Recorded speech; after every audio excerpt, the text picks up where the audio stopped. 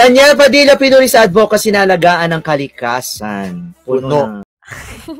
Bakit pala?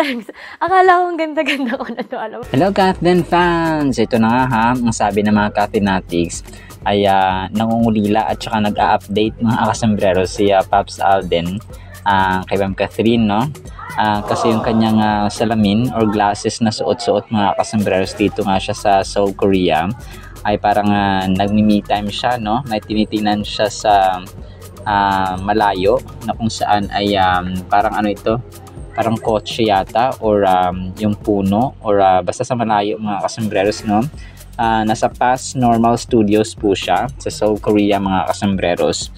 So ang sabi ng mga Kathleen fans dito ay nag-update kasi yung glasses niya, yung parang pwede kang makipag-usap, no, sa isang tao mga kasombreros habang suot-suot ko ang itong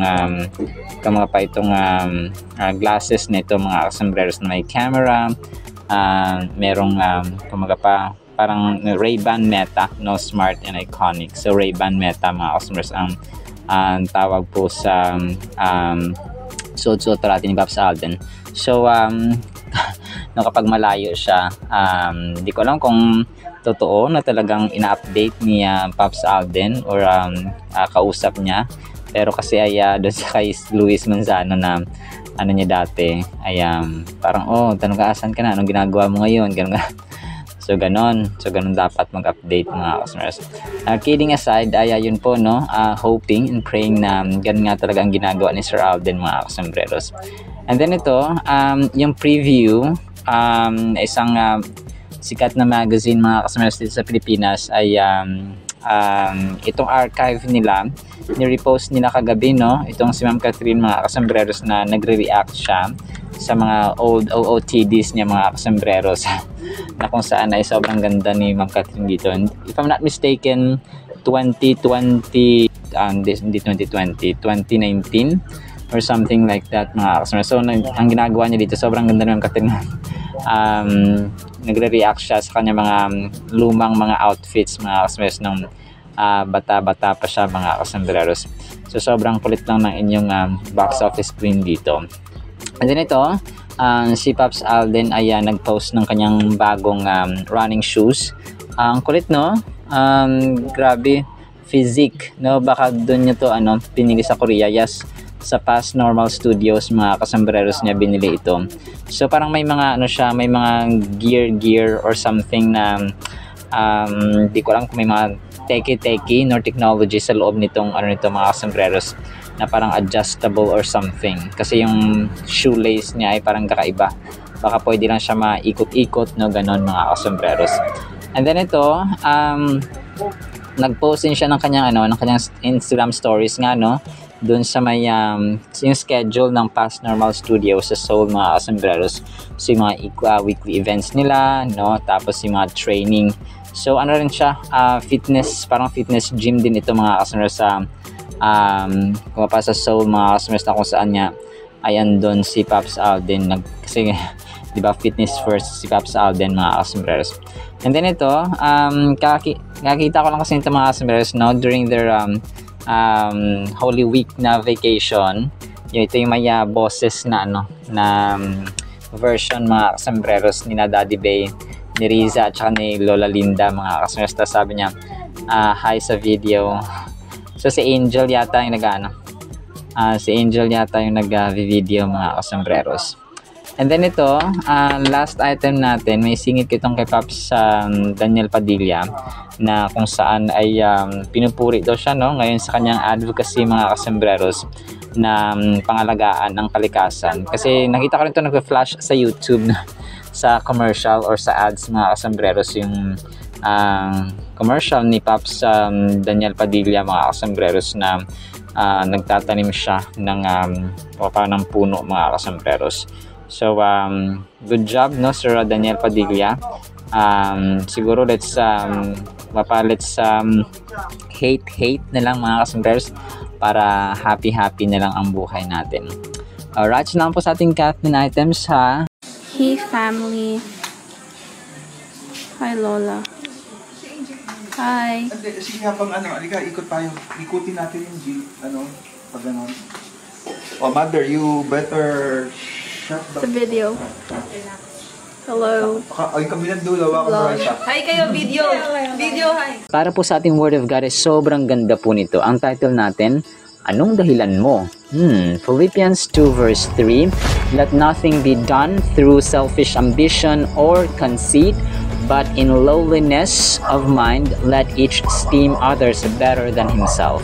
Sa Tagalog po, huwag kayong gumawa ng anuman dahil sa pansariling layunin o pagyayabang. Sa halip ay bigla o bilang tanda ng pagpapakumbaba, ituring ninyong higit ang iba kaysa sa inyong sarili.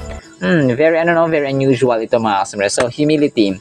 So, ano ang dahilan? It's very important to know what is the purpose, why you're doing this, why you're doing that, why you're helping a person, why you're helping your mom, your family, or someone else mga kasambreros. So, nagmamatter kasi yun. Kasi kapag tumutulong ka sa isang tao, for example, pero yung motibo mo, ang dahilan ng ginagawa mo ay masama, kaya para lang pala makagain ka ng suporta, or para makagain ka ng pera, or makagain ka out of that person, ay nagkakasala po tayo mga kasambiras. Tutulungan ko kaya ito, baka sa susunod makautang ako dito. Parang ganun. Pero in a nice way mga kasambreros, no? May mga pabiro tayo minsan kasi na ginagawa, no? Minsan tutulungan ko to para makakopya, gano'n. So kidding aside mga kasambreros, ay ganun po, no? Dapat yung atin pong ginagawa, bakit ba natin to inaalagaan? Baka lang gusto natin yung kayamanan niya makuha, no?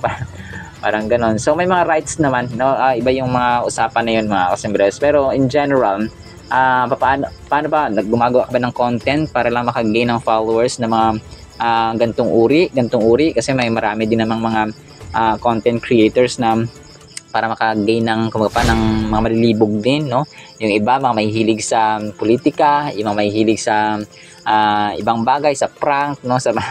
So marami mga kasambreros. So this verse ay nagka-carry mga kasambreros ng napakagandang message na nag-resonate deeply sa ating Christian community. Okay? For example, yung ating family, mga believers tayo ng Panginoon. And itong verse na ito ay nagsispeak pa ng core, no, ng ating sa loobin ng interactions with one another, especially sa ating mga kapwa mananampalataya, mga kasambreros sa simbahan, or sa ating mga kapatid, or sa ating magulang as a whole. So when we read that we should do nothing out of selfish ambition or conceit, mga kasambreros, ay nire-remind tayo dito ng ating intention. Okay? Intention, dahilan. Ano nga ba ang iyong dahilan kung bakit mo ginagawa ito? And ang action po natin should not be driven by wanting to show off or being better than others. So may mga taong ganun pala, no? Yung sobrang competitive sila. Sa sobrang pagka-competitive nila ay nagiging mayabang nila to the point na tapakan nila yung ibang tao para lang sila ay itaas, no, or ipurihin mga kasambreros. So yung intention of the heart is really important. Kung kaya sa mga politicians, no, sa mga lalo na sa mga public officials natin mga kasambreros, or if you are working in a certain public organizations or government organizations mga kasambreros, tapos yung motibo mo ay parang selfish, no, parang paggagahaman mga kasambreros, it's really a big no-no. So ang Diyos po natin, ayaw po niya ng kamapaan, mga nang-aapi, mga inaapi mga kasambreros na mga nang-aapi mga kasambreros, no, nagsusuppress, ayaw na ayaw po niya yon, no. That's actually one of the reasons bakit na galit na galit siya nung sinusuppress at saka inaalipin na ang kanya mga tao sa Israel or sa Egypt mga kasambreros. So ang verse na ito ay nag-encourage sa atin ng pusong mapagpakumbaba. Okay? Let's practice humility. Kasi sabi dito sa verse natin, huwag kayong gumawa ng anuman dahil sa pansariling layunin o pagyayabang, sa halip bilang tanda ng pagpapakumbaba. Okay, yun po yun mga kasambreros. Humility ay turing natin na kumagapahigit yung iba kaysa sa atin. Kung kaya yung kasi malapit ng no, and malapit na yung yung election mga kasambreros, kung kaya let's be wise, no, maging po tayo na yung kapakanan talaga, no, yung public interest, not yung personal interest yung ating syempre iboboto mga kasambreros. So yung matter of the heart, pansin natin si David. he is one of the greatest leaders mga kasambreros sa Biblia kasi yung puso niya talaga ay nakatuon, nakasentro sa Panginoon na kapag hindi niya na-please at napapasaya ang Panginoon by his actions ay nagdadalamhati siya, no? Talagang broken hearted siya kapag ganon mga kasambreros, maliban sa kanyang kinakaharap na mga mga subordinates kasi he was the king. So yung puso ng isang leader ay parang dapat maging puso ni David mga kasambreros, or gayahin nila yung puso ni David na hindi siya naging mayabang, okay? Kasi tinawag nga siyang a man after God's own heart. So siguro kung meron tayong generation ngayon ng leaders na maka-David, mga kasi so David generation yung leaders natin, masasabi natin na hindi man maging perfecto ang ating bansa kasi wala namang perfecto sa mundong ito, ay yung kapakanan ng masa, yung kapakanan ng mga tao ay mangibabaw because yung puso ng ating mga leaders ay ayos at saka pleasing sa harapan ng Panginoon. Kasi kapag may David's heart ka mga kasambreros, takot kang magkasala, takot kang mang-api, takot kang magkaroon ng personal or selfish interest mga kasambreros. Instead ay mas gugustuhin mong tumulong sa iba, yung kapakanan ng mga tao mga kasambreros, because tayo in general, tayo mga ordinaryong tao, ordinaryong kapatid, ordinaryong membro ng ating pamilya, ay i-practice din natin itong ganito. Kasi yung gantong uri ng yung humility, yung pagpapakumbaba ng loob mga kasambreros, kapag pinapractice natin sa ating loob ng tahanan, ay napakaganda po, no? Kasi sa tahanan naman talaga nag-uumpisa lahat. So kapag masaya ang iyong puso, kapag masaya ang iyong magulang because hindi ka selfish, no? Ginagawa mo to kasi sa kapakanan nila, sa kapakanan ng kapatid mo, ng asawa mo, ng magulang mo. So kapag ganun, no, lahat, no, iniisip na yung bawat isa ganun ang iniisip, siguro masasabi mong hindi mapamasaya ang iyong pamilya mga kasambreros. So nanay mo ganun din, no, tatay mo ganun din, kapatid mo ganun din. So parang lahat kayo ganun ang puso, no, na hindi selfish mga kasambreros, instead iniisip mo yung kapakanan nila. So siguro masaya, no, masayang-masaya talaga mga kasos kasi na-experience ko rin po yan sa awa at saka sa habag ng Panginoon at favor ng Panginoon na rin. Alright, so lang po in the meantime nawa po ay pagpalain po tayo ng pag-ibig, pananampalataya, pag-asa in the mighty, full of grace, full of humility, Jesus Christ. And everyone said, Amen and Amen. See you sa next segment po mga kasambreros, paalam po.